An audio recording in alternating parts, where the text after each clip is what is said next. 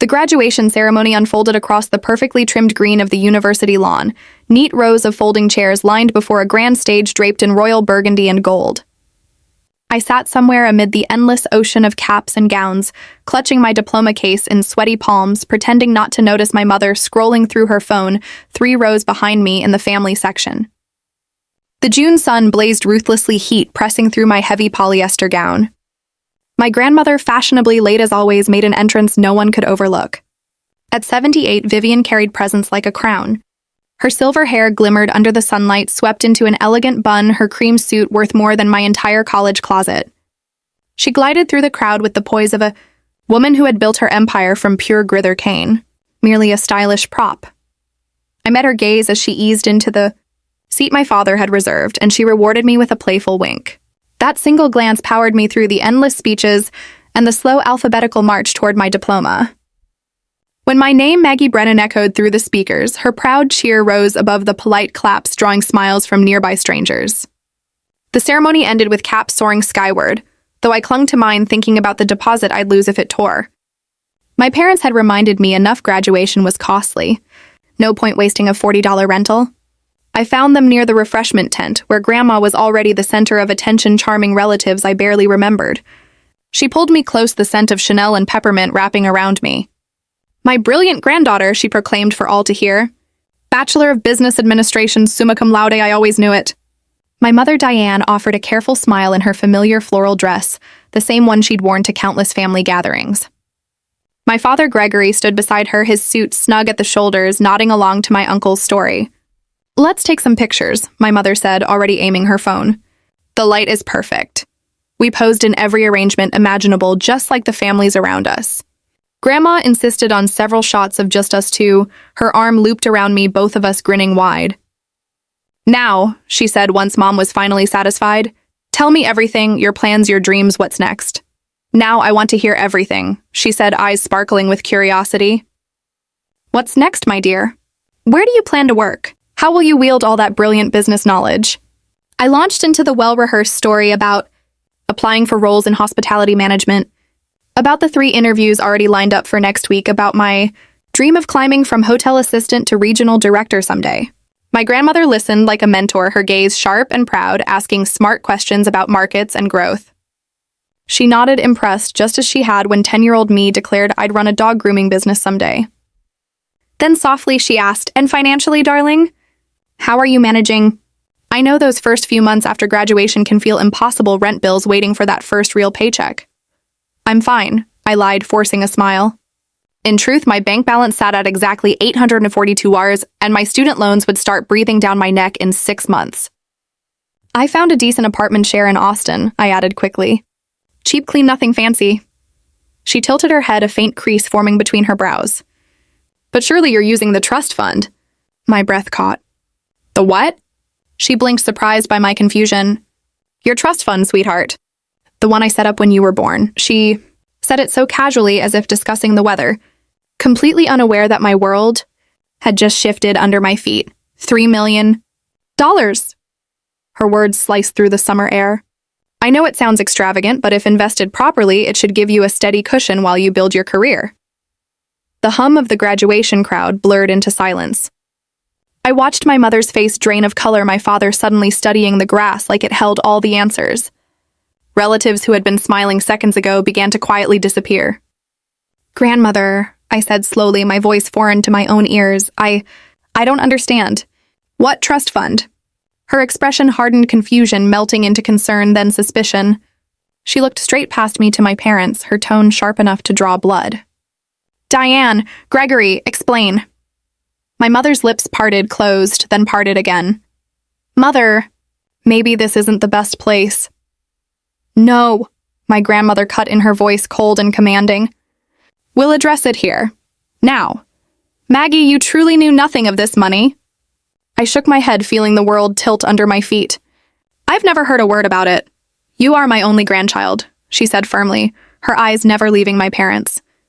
"And I am absolutely certain I created a trust fund with $3 million for you the day you were born. Your parents were trustees until you turned 21 4 years ago." My father finally spoke, voice rough and trembling. "This isn't the time or place, Mother. We should be celebrating. Then let us celebrate the fact my granddaughter has $3 million waiting for her, she replied, her voice sweet but edged with steel. Unless there's a reason we can't. The silence that followed was suffocating. Around us, families laughed, posed for pictures, and made dinner plans while I stood frozen in what should have been the happiest moment of my life, watching my parents unravel. Before me, my parents wouldn't meet anyone's eyes. It was as if the air around us had turned heavy, suffocating. The trust fund, my mother finally said, each word scraping her throat. There were complications. Some investments didn't go as planned. Legal fees, taxes. Things happened. $3 million worth of things. My grandmother's voice could have frozen glass. Maggie, sweetheart, she said tightly, why don't you get yourself a drink from that tent? Your parents and I need to talk. No, I said, surprising even myself. Whatever this is, it's about me. I'm not leaving. Her eyes softened for a heartbeat, then hardened again. You're right, she said. You deserve to know. She turned back to my parents, her voice like iron. I want a full accounting. Every transaction. Every investment. Every single dollar. And I want it within 48 hours. Tears welled in my mother's eyes. Mother, please. You're making a scene. I haven't even begun to make a scene, Diane, my grandmother snapped. But if you'd prefer, I can continue this discussion in front of every friend and neighbor here, or you can hand over the documents I asked for. My father placed a trembling hand on my mother's shoulder. We'll get you the paperwork, he said hoarsely. But please understand, we only did what we thought was best for Maggie. Best? My grandmother repeated, her tone razor sharp. I stared at them both, my stomach twisting. Protect me from what? From having a future? From financial stability? And suddenly pieces began to fall into place. My mother's expensive handbag she swore was on sale. My father's shiny new car, supposedly from a work program. The remodeled kitchen they'd said was paid through a home equity loan. My voice trembled as I asked how much is left. Silence. Of the $3 million, how much is still there? Neither spoke. My mother smeared her mascara with the back of her shaking hand. My father just stared off into the distance, like maybe if he didn't look at me, the truth wouldn't exist.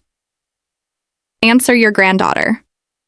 Vivian's voice cut through the air like glass. My father hesitated, buying time.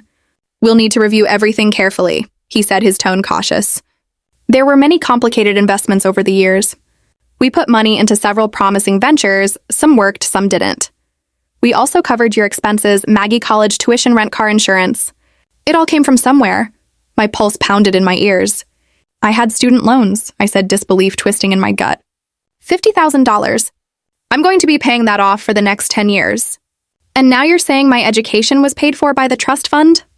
Partially, my mother murmured. We helped, but college isn't cheap.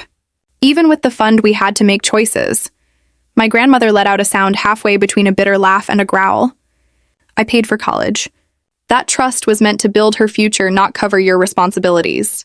And you have the audacity to stand here and justify stealing it? People were openly watching us now. I could feel their stares. The joyful buzz of graduation had soured into a suffocating silence. My stomach churned, but my anger burned hotter. I want to see the paperwork, I said, my voice trembling but steady. All of it. Every bank statement, every transfer, every investment record. If that money was mine, I deserve to know where it went. My mother looked pale and shaken. Maggie, please. You don't understand how complicated these things are. We made mistakes, yes, but we were trying to secure a future for all of us. For all of us? I repeated, my voice sharp. You mean for yourselves? That's not fair, my father protested weakly. Every choice we made was for you. Those investments could have doubled your inheritance if they had worked. So you gambled with my future, I said flatly. My grandmother's eyes flashed like cold steel. You used your daughter's inheritance as a personal casino fund. Tell me, did you even consult a financial advisor? Did you have any oversight? The guilt on their faces was answer enough. By now, my uncle, aunt, and cousins had gathered nearby. They stood silently, the shock and disappointment clear in their eyes. We need to go, my mother whispered, her voice cracking. Gregory, get the car! No one leaves, my grandmother said, her tone deadly calm. Not until you agree in writing, if necessary, to provide a full financial report. And Maggie will stay with me until this is resolved. She's our daughter, my father said weakly, but his words had no power behind them. She's a 25-year-old woman who's just learned her parents have been lying to her for years. Vivian countered coldly. Then she turned to me, her voice softening. Maggie, the choice is yours. But my door is always open. I looked at themi parents who suddenly felt like strangers and felt something inside me break. My grandmother stood before me offering a lifeline I hadn't even realized I was drowning for. Around us, the graduation celebration raged on laughter, clinking glasses, flashes of cameras, but our corner had turned into an island of humiliation and heartbreak. I need some time, I said at last, my voice low trembling. I need to think. Of course you do, my grandmother said softly, her tone wrapping around me like silk. But come to dinner tonight. Just you and me. Let these two sit with what they've done. My parents didn't object. They looked hollow, their shoulders slumped, faces pale, as if the weight of years of deceit had finally crushed them. Somewhere in my mother's purse, her phone buzzed, and I couldn't help but imagine the flood of gossip already spreading through our family group chats. Okay, I whispered. Dinner. But first I'm going home. I just need to be alone. Vivian nodded and pulled me into a hug that smelled of Chanel and resolve. I'm proud of you, darling, she murmured. For your degree. For your strength. For becoming everything you are, despite them. I held on to her tightly, trying to draw stability from her, something real, something unshaken. When I finally let go, I couldn't even look at my parents. I just turned and walked away. The drive back to my apartment felt like drifting through fog. My graduation gown still clung to me, my cap lying silently on the passenger seat. The roads I'd driven 100 times now looked alien sharper somehow, as if the world itself had shifted.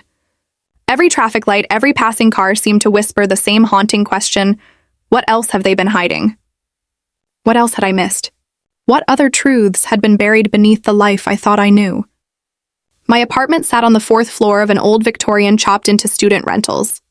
I'd lived there for 2 years with 3 roommates, but they'd all moved out last week, leaving behind a silence that hummed through the empty rooms. The mismatched furniture was gone, replaced by echoes and ghosts of laughter. I sat on my sagging futon, the only piece that was mine, and tried to make sense of what had just unraveled. $3 million. The number didn't even feel real. It was too vast, too abstract, like trying to imagine the weight of the ocean. I tried to picture it, what that much money could have meant. No student loans. Freedom to travel. The chance to take an unpaid internship instead of a barista job. A wardrobe that didn't come from thrift stores. Real choices. Real security. Instead, I had $842 in my bank account and a degree I couldn't afford to frame. My phone buzzed, nonstop calls and messages from my parents' relatives' names I hadn't seen in months. I ignored them all except one, a simple text from my grandmother. Dinner at 7.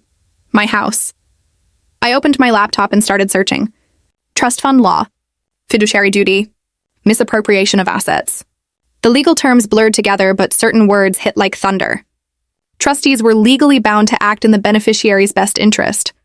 They could be sued, even imprisoned for misuse of funds. There were ways to recover stolen money, because that's what this was. It wasn't a misunderstanding. It was theft. My parents had stolen from me systematically, deliberately, and lied about it for years. Every lecture about being responsible, every warning about living within my means, it had all been manipulation. They had spent my inheritance while pretending to sacrifice for me. I saw it all differently now. My mother's endless parade of handbags she claimed were discounted, my father's shiny new car from his work program.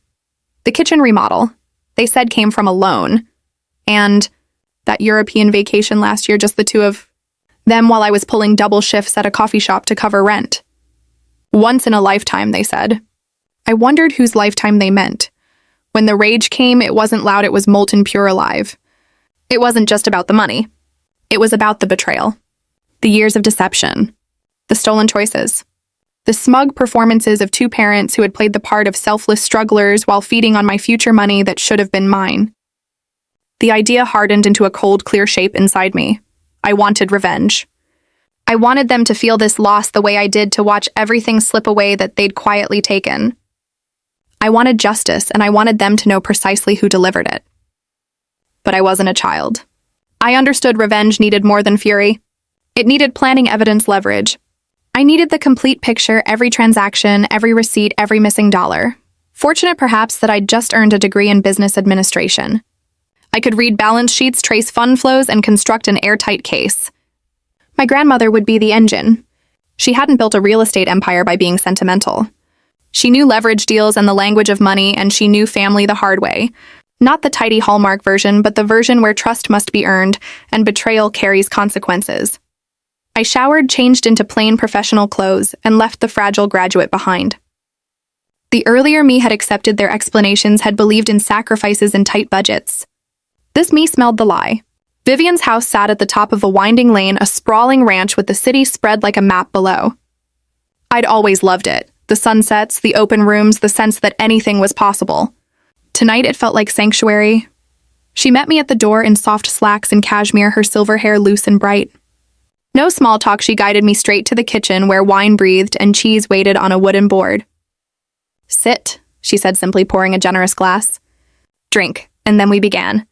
I sipped, I asked. She opened drawers and pulled out folders, laying financial papers across her dining table like a general arranging a battlefield. Every account, every statement, every line item spread out and ready for war, great, rewritten in the same cinematic tense style, preserving the details and momentum. I stopped at the same cutoff so you can keep sending the next chunk. Rewritten version. Thai takeout sat forgotten at the far end of the table, steam long gone, while we sifted through a quarter-century of financial paperwork. The trust had been set up the day I was born, 2 million seeded. From the sale of one of Vivian's commercial properties and another million grown quietly through shrewd investments in my early childhood, all overseen by professionals sworn to a fiduciary duty. "Look here," Vivian said, pointing to the statement from your 21st birthday.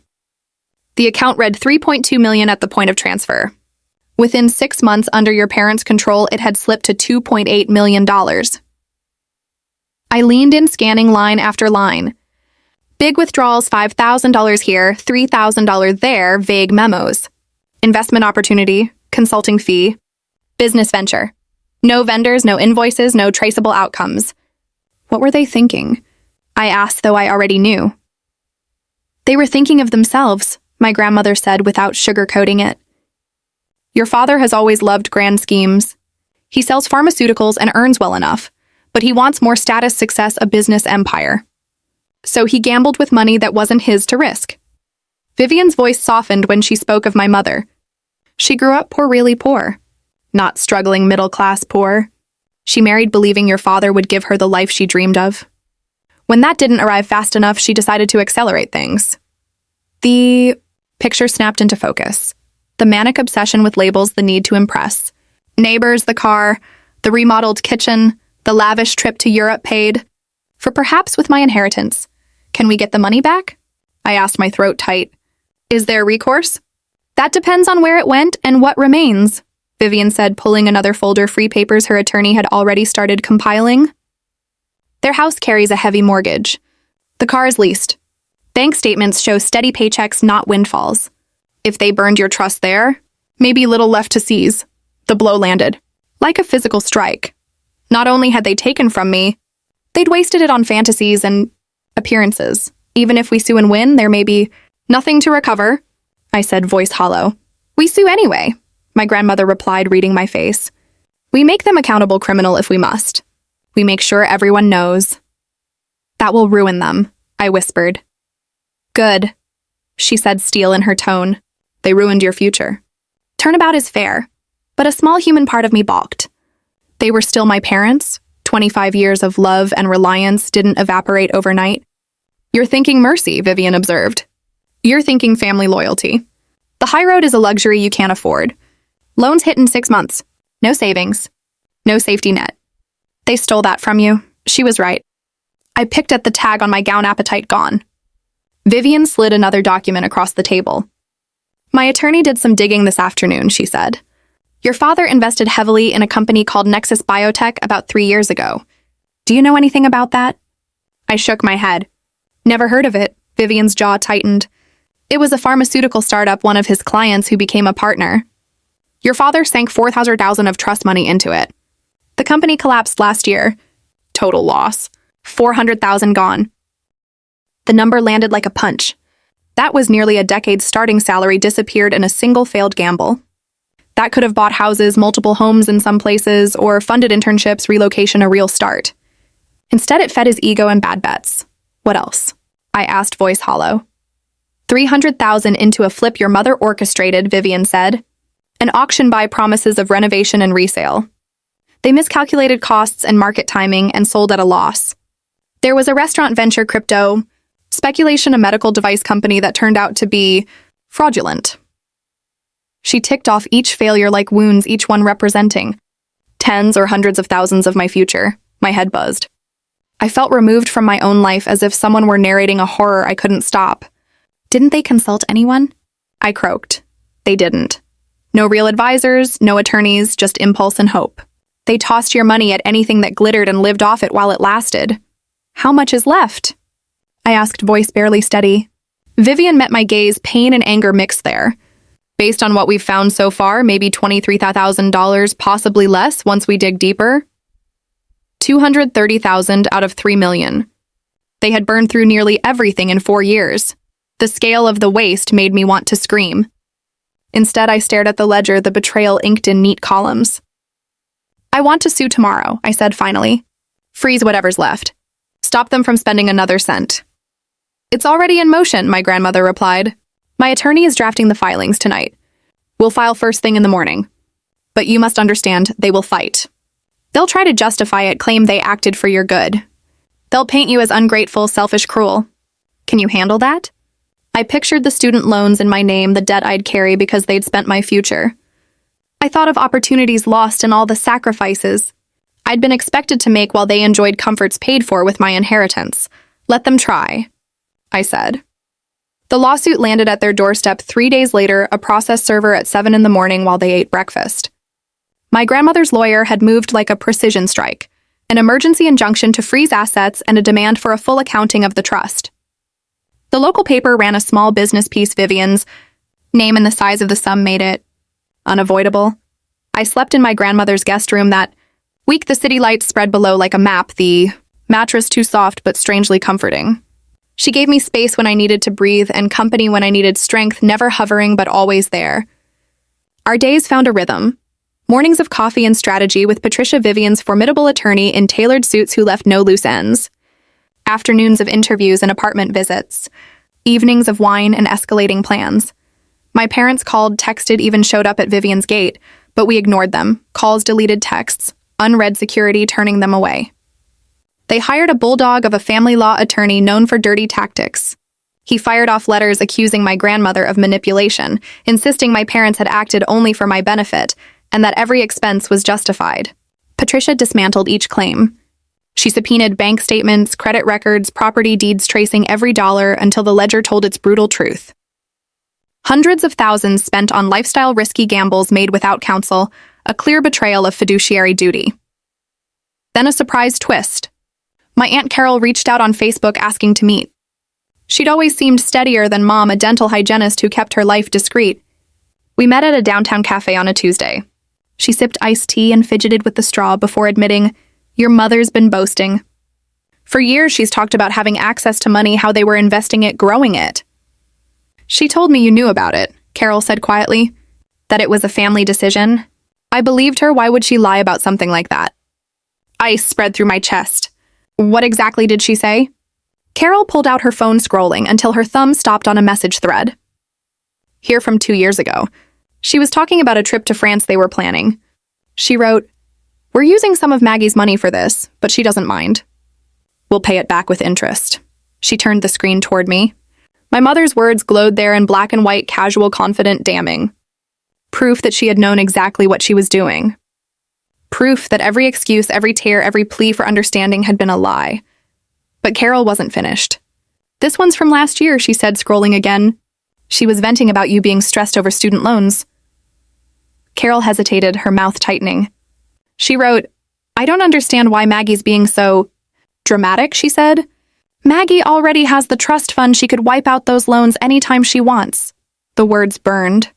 My mother had watched me drown in debt, cry over overdue bills, and still said nothing about the fortune that was rightfully mine. She had let me suffer while sitting atop a hidden mountain of money. The cruelty was almost artful. "Why are you telling me this?" I asked, my throat tight. Carol shifted uneasily. "Because your mother called after the lawsuit. She wanted me to testify for her to say you always knew about the trust fund, that you approved every investment. She wanted me to lie. My heart turned to ice. And? I refused, Carol said softly. She got angry, said things that made me realize she's been lying to me too. I'm done covering for her. Will you testify about these messages? Already did. Gave everything to your grandmother's lawyer. I'm sorry, Maggie. I should have questioned her sooner, but she's my sister and I wanted to believe her. I know the feeling, I whispered. We talked for nearly an hour, each revelation slicing deeper. The designer furniture she claimed came from estate sales. The jewelry she said was heirloom. The country club membership paid with my money while I skipped meals to afford textbooks. Every word shattered another illusion. Patricia, my grandmother's attorney, nearly glowed when she saw the proof. She added fraud charges using my mother's own texts as the final nail. Their defense collapsed. Desperate, their lawyer offered a deal. Return what remained and avoid prison. My grandmother wanted to crush them entirely. But revenge, I realized, wasn't just about destruction. It was about taking back power. We accept, I said, but on my terms. They repay every cent with interest. They apologize publicly, and they never contact me again. That's too merciful, my grandmother protested. Maybe, I said, but mercy is punishment that lasts longer. They'll live with what they've done every single day. A week later, the papers were signed. My parents' signatures looked like the final confessions of guilty souls. They looked almost relieved we hadn't demanded prison time. The remaining $23,000 from the trust was moved into a new account, mine and mine alone. My parents agreed to pay $3,000 a month for the next 10 years secured against their house. Justice felt close. But I wasn't finished. Not even close. Graduation came with unexpected blessings. Every interview turned into an offer. A boutique hotel in Austin hired me as assistant front office manager, promising fast promotion and a solid salary. It felt like a clean start. I signed the lease for a sunlit apartment downtown, unpacked my new life, and threw myself into work with a hunger that startled even me. But at night, the questions returned. I needed to know. So I hired a forensic accountant, using part of the recovered fund, not out of greed, but out of a need for truth. And what we uncovered was darker than anything I'd imagined. The Nexus Biotech investment wasn't a mistake, it was corruption. My father had known the company was collapsing. He still poured in $4,000 because the owner promised him a vice president title if they landed fresh funding. He'd literally bought himself a job with my money, the real estate flip my mother bragged about. It was a secret investment club, 3 corporate wives pooling stolen funds, including mine, to play business mogul. When it failed, they didn't lose quietly. They paid themselves fat consulting fees before walking away. Then came the crypto disaster, $500,000 thrown into a digital gold rush. My father bought high, panicked, sold low, and vaporized it all in 6 months. But the worst part wasn't the bad investments. It was the quiet theft, the monthly transfers from my trust into their mortgage, their cars, their credit cards. They hadn't just stolen my money. They had built their lifestyle with it. Every dinner, every vacation, every luxury funded by my future. I documented everything. Every transaction, every lie. I built spreadsheets, timelines, presentations, not for court this time, but for me. I needed to see the truth laid bare, line by line, dollar by dollar. I didn't just want to know what they had done. I needed to understand why. How do you justify stealing from your own child? The truth hit me like a slow poison. They had never seen it as my money at all. To them, it was family money, and family in their twisted logic meant possession. The public apology was part of the settlement, something they fought bitterly until their lawyer reminded them prison was worse for their image. So they posted it, a sterile statement crafted by attorneys, admitting to mismanagement of my trust fund and expressing deep regret. The internet did what it always does. It exploded. Friends, relatives, and distant acquaintances who once adored them now turned savage. The comments were merciless. Words like greedy, sick, and heartless filled their feeds. My father's company started getting calls questioning his integrity. My mother's investment club abandoned her overnight, suddenly claiming ignorance. But social media humiliation wasn't enough for me. I wanted permanence. I wanted them to wake up every day knowing the world remembered. So I created a blog under my real name, a digital confession they couldn't bury. I shared everything. The graduation day discovery, the lies, the fraud, the lawsuit. Documents attached, redacted, but damning. Within a week, it went viral. News outlets called. Podcasts invited me to speak. I became calm, precise, unstoppable, the face of financial betrayal inside families. The voice for every person whose trust had been stolen by blood. 3 months later, my father lost his job. The company claimed restructuring, but everyone knew the truth. No corporation wanted a man who robbed his own daughter. His professional reputation was dead. My mother followed soon after, her glittering circle evaporating. The country club quietly revoked their membership. She ended up as a receptionist in a medical clinic, clocking in for minimum wage for the first time in her life. Eventually, they sold the house. The cars, everything. They moved into a cramped apartment in a gray corner of the city, driving a rusted sedan my father bought in cash. All their luxury, their fake prestige reduced to dust. I watched it all crumble, feeling an icy calm that should have scared me. But didn't. They hadn't just stolen my money, they had stolen my trust, my peace, my innocence. So yes, watching their empire collapse piece by piece felt like balance being restored. And my grandmother. She approved, fiercely. She called it justice, the clean kind that leaves nothing standing but truth. Their downfall was complete. "You have the killer instinct," my grandmother said one evening over dinner, her eyes gleaming over the candlelight. "Real revenge isn't hot. It's cold. It's strategic. It lasts forever." I smiled faintly, raising my glass to hers. "I learned from the best," she laughed softly. "You did indeed. Now let me show you how to turn that instinct into legacy. The commercial real estate market is shifting, and I want you to invest, but this time do it the right way." I listened carefully, taking notes like a student at the feet of a master. I had lost 4 years and nearly $3 million to greed, but what I gained was far more valuable. Clarity, focus, purpose. I still had time. I still had the mind and discipline to build something lasting. And unlike my parents, I would build it honestly, brick by brick, principle by principle. The monthly payments from them arrived like clockwork, $3,000 every month for the next 10 years, automatically wired from their account to mine. It wasn't just restitution, it was a reminder. Each deposit whispered, "This is the cost of betrayal." I invested every cent wisely: stocks, property, index funds, slow, steady, deliberate growth. The very foundation they should have built for me, I built myself.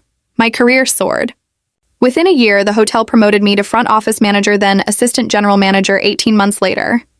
My analytical mind and calm leadership drew attention. Soon I was consulting for other hotels, streamlining operations, optimizing profits.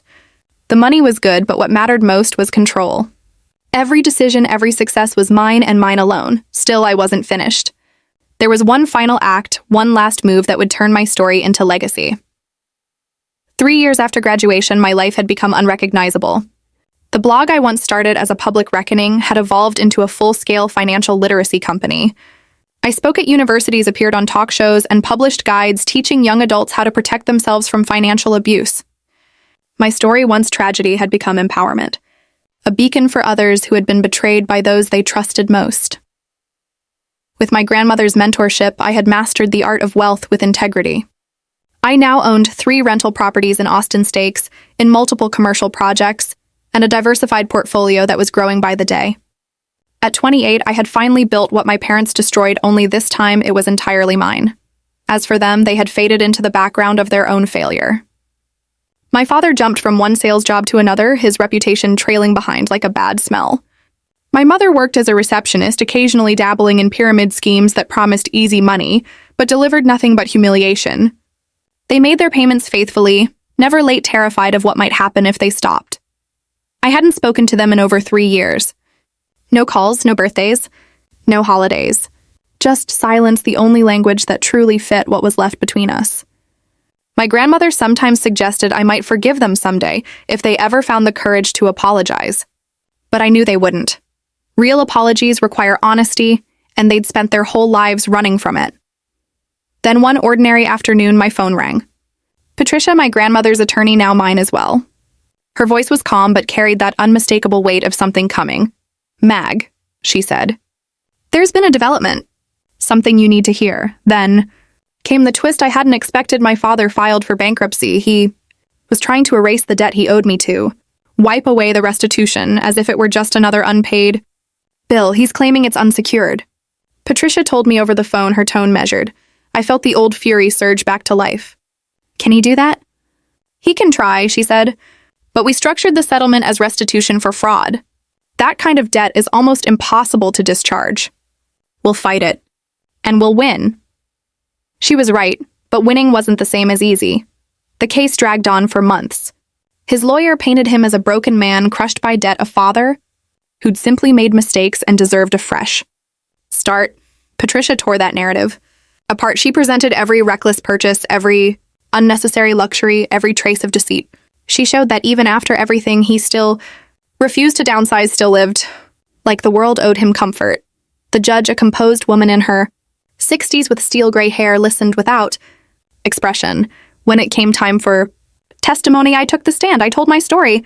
Again, not as a daughter begging for justice, but as a woman, defending the truth. My father sat just a few feet away, eyes locked on the table, hands clenched together as if he could squeeze the shame out of existence. When it was his turn, the judge's voice cut through the silence like a blade. "Mr. Brennan," she said, "why should this court discharge a debt born from stealing from your own child?" His voice trembled. It wasn't theft. It was mismanagement. I was trying to grow the money to give her more than she started with. I made mistakes. The judge raised an eyebrow. Mistakes? You invested $4,000 into a company you knew was collapsing to buy yourself a job. You let your daughter drown in student loans while sitting on millions held in her name. You hid the existence of her trust fund. Tell me, sir, does that sound like mismanagement or manipulation? He said nothing, just sat there hollow and defeated. His lawyer tried to pivot, mumbling about hardship and second chances. But the judge shut him down. "I'm denying your petition," she declared. "This debt was born from fraud and betrayal. You entered a settlement to avoid criminal prosecution. You don't get to use bankruptcy as an eraser for your conscience. The debt stands." I watched the color drain from his face, the illusion of control collapse in real time. His attorney leaned in, whispering something useless, but the damage was already done. He had gambled everything and lost again. Outside the courthouse, the air felt cleaner than it had in years. Patricia stood beside me quietly, satisfied. When my father stepped out a few minutes later, our eyes met for the first time in 3 years. He looked like a ghost wearing his own skin. "Maggie," he said finally, just my name, as if he still had the right to speak it. "Gregory?" I replied, refusing the word dad. "I hope you're happy," he said bitterly. "You've destroyed our lives. Was it worth it?" I met his gaze without flinching. "You destroyed your own lives. I just made sure the world saw it happen. And yes, it was absolutely worth it." He looked as if I had slapped him, but I felt nothing. No pity.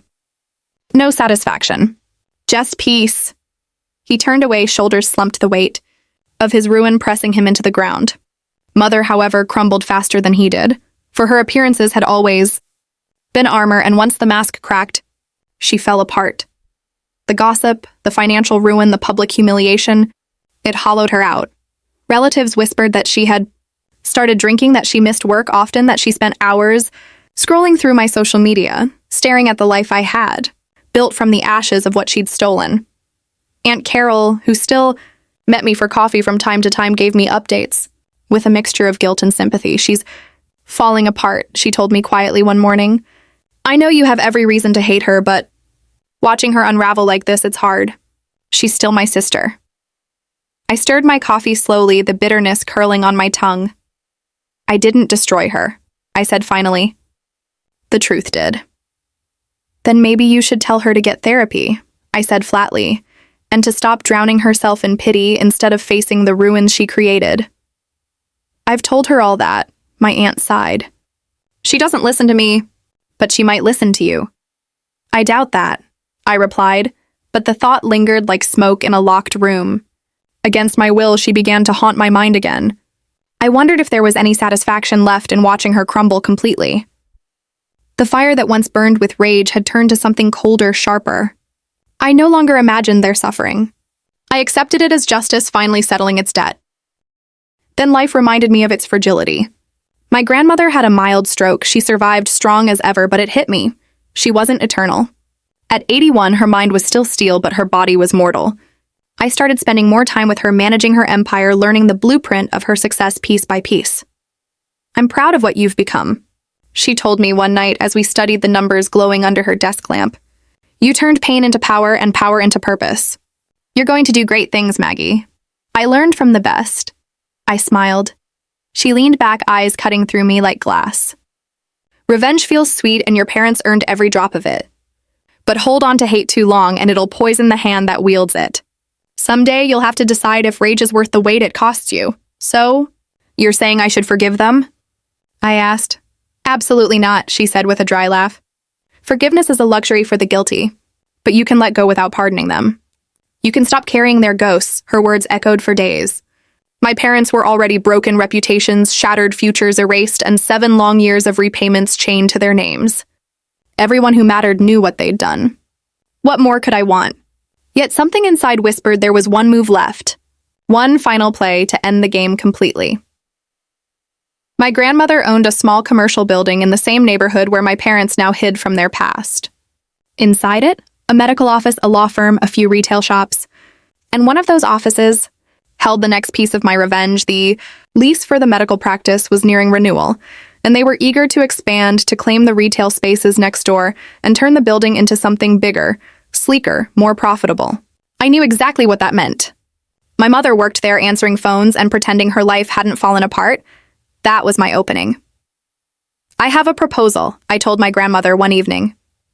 The practice wants to expand, they'll need renovations, and the rent will need to rise to match. The retail tenants will relocate, and the clinic will need new staff to handle the growth. Let me buy the building. Fair market price, all business. And let me manage the renovation and negotiations. She looked at me with those piercing blue eyes that had seen every trick, every lie. You want to be your mother's landlord? Indirectly, I said with a small smile. I want to make sure that when they hire for new positions, they promote from within fairly. If she's capable, she'll rise. If not, she'll rot where she stands. Either way, I win. My grandmother burst out laughing, real amusement lighting her face. You're ruthless, she said. And I love it. Let's drop the paperwork. I bought the building for $1.3 million, taking a commercial mortgage and putting down part of my investment portfolio. It was more than a personal move, it was a smart investment. The neighborhood was gentrifying, full of potential and steady tenants. The renovations took 4 months. I oversaw every detail. New floors, modern fixtures, expanded office space that doubled patient capacity, and introduced high-end services. I wasn't just reshaping the building. I was reshaping her world. Every hammer strike, every layer of paint, every polished surface whispered the same silent message. You once owned my future. Now I own your walls. I negotiated the new lease with precision, fair but firmly profitable. And I made sure the practice manager understood exactly what kind of landlord I was. Hands-on, demanding, and intolerant of mediocrity. My mother never knew I owned the building. Everything was layered, an LLC on paper, a management company in between. To her, it was just another expansion, a workplace with new opportunities and brighter promises. 6 months later, she applied for a promotion office manager. Aunt Carol said she had quit drinking, started therapy, and was actually trying to rebuild herself. The practice manager praised her. Reliable, focused, not a single sick day in months. When the manager called to discuss the promotion, as was policy for key staff, she said, "She's been outstanding. I know she had some personal issues once, but she's turned things around. I'd like to offer her the role with a raise." What kind of issues? I asked, keeping my voice perfectly calm. Family drama, I think. Financial trouble, maybe? But she keeps it private. Very professional. If you believe she's right for the job, I said smoothly, then hire her. I trust your judgment. She got the promotion, her salary nearly doubled. Not wealth, but dignity. Enough to stand up straight again. She poured herself into the role, early mornings, late nights, efficiency reports, patient satisfaction scores rising. Carol told me everything, her voice tinged with fragile hope. She's really changed, Maggie. Maybe hitting bottom was what she needed. Maybe, I said. What neither she nor my mother knew was that every rent check the practice mailed out contained a small fraction of my mother's labor. Every hour she worked, every patient she checked, and every form she filed, all of it flowed back to me. She was rebuilding her life inside a system I owned. The irony was delicious. A year later, my father resurfaced selling medical supplies to clinics and nursing homes. It wasn't glamorous, but it was honest. Relatives said he was quieter now, humbled, maybe even remorseful. Together, they were crawling out of the wreckage, surviving on real effort instead of stolen money. But every month, like clockwork, the payment came to me. Every month, they relived the price of their betrayal. I watched it all unfold with a satisfaction that wasn't fiery anymore. It was cool, steady, inevitable. I hadn't just taken revenge. I had rewritten their entire reality. Their lives now revolved around the debt they owed, financial, moral, and emotional. There was no escape, no redemption, no forgetting. Meanwhile, my own empire flourished. The blog evolved into a full-scale financial education brand, courses, workshops, speaking tours. My book on family financial abuse became a bestseller, and I donated every cent to programs helping young adults break free from toxic financial control. My real estate portfolio expanded, and I began angel investing in women-led startups that banks had ignored. By 30, I was free, successful, secure, fulfilled. I had built everything the trust fund once promised, but this time it was mine, forged by my own hands. And still every month the payments arrive, not just money, but a steady reminder that justice, when crafted patiently, can last a lifetime, I continued. To invest wisely, watching every dollar multiply into something remarkable. My grandmother, now 84, had slowed down, spending more time in quiet reflection than in boardrooms. She began transferring her empire piece by piece to me, teaching the art of real estate and the psychology of wealth. Together, we brokered dealshare experience and connections, complementing my energy and modern strategy. "You've surpassed every dream I had for you," she told me one afternoon, her voice soft yet proud as we reviewed my growing portfolio. "You turned your pain into power. You're becoming unstoppable, Maggie." "I had the best mentor," I replied with a faint smile. "And the perfect motivation." "Rage can sharpen the mind." "It can," she said. "But tell me, are you truly happy?" I paused. My parents were alive, but hollow, working dead-end jobs, suffocating under the weight of their guilt. Month after month, they made every payment, terrified to miss even one. Everyone around them knew the story. Their shame had become their shadow. Meanwhile, I'd turned my suffering into success, helping others guard their futures while expanding my own. "Yes," I said finally. "I'm satisfied. They stole my youth, my peace, but I made them pay in every way that counts. They lost everything they valued while I gained everything they denied me. That's justice." 6 months later, an unexpected email arrived from my mother. It was long, raw, and hauntingly sincere. She spoke of poverty, of desperation, of convincing herself that stealing from me was survival. No excuses, no sugarcoating, just a confession soaked in regret. She spoke of therapy, of slowly learning why she'd done what she did, of finally understanding the depth of her betrayal. She said she didn't seek forgiveness. She only wanted me to know she understood now what she'd destroyed. At the end, she mentioned her job, how much she loved it, how proud she was to finally build something honest.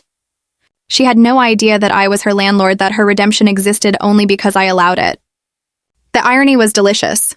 I didn't reply. I filed the message away, one last artifact in my archive of revenge. Proof that they had been reduced, reshaped, made to live small and humble, finally aware of the cost of their choices. 2 years later, my grandmother passed peacefully at 86, leaving me everything: her fortune, her buildings, her business, her brilliance. I inherited not just money, but a legacy of fire and foresight. At her funeral, my parents stood quietly at the back, faded and fragile. They didn't speak. They didn't dare. They simply watched as I buried the woman who had fought for me when they didn't. I had won completely, ruthlessly, eternally. My parents would live out their days paying for what they'd done in cash and in conscience. The financial debt would end, but the moral one never would. They'd die knowing they betrayed their only child for a fantasy that ruined them. Forgotten, diminished, while I built an empire from the ashes of their greed. Years later, the final payment arrived: $3,000, the last installment of a decade-long debt. 10 years. 120 payments? $36,000. Not the millions they stole, but enough to close the book. A notification blinked on my phone as I reviewed blueprints for a downtown development my grandmother would have adored. I smiled faintly and got back to work. My parents would die knowing the weight of what they had done, knowing that in their greed they destroyed their own lives for nothing. And that their daughter had risen higher than they ever dreamed, built from the ashes of everything they tried to steal. That knowledge alone was worth more than any fortune. It was priceless. Looking back, I understood that revenge had reshaped me, forged me into something sharper, colder but stronger. Justice and mercy, I learned, are not the same thing. Sometimes the people who should have protected you become the architects of your pain. My parents taught me that lesson, an education bought with betrayal and paid for in blood, tears, and years. And in the end, I graduated with distinction. From their destruction, I built an empire.